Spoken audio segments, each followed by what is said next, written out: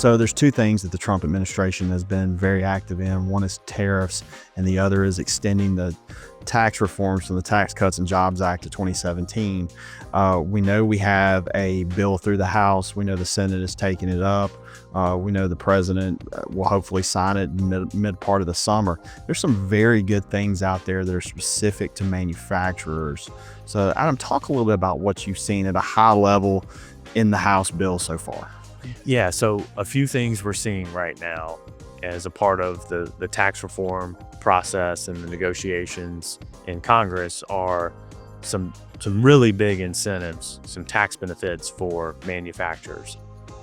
Talking about increasing the gross receipts limitation to be able to use the cash basis to $80 million a year. That would be up from approximately $30 million a year. Huge benefit for manufacturers that are able to take advantage of that.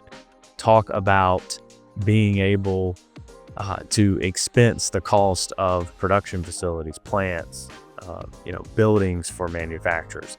Details are light on this.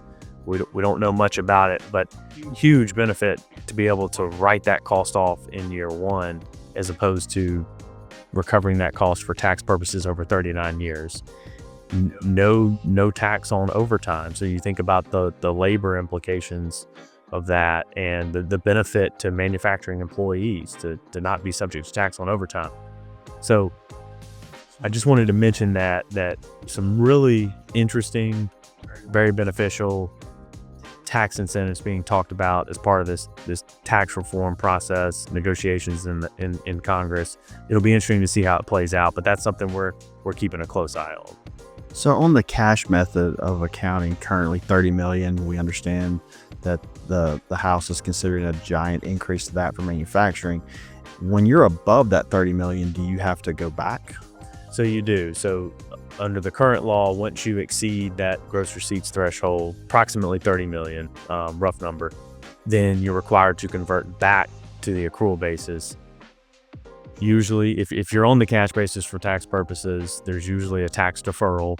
You'd be required to pick up that deferral over a 4-year period, starting in the year you change back your method. So if you had to convert back to the accrual method, you would do that, and then you'd have a 4-year period where you would pick up that income related to the change.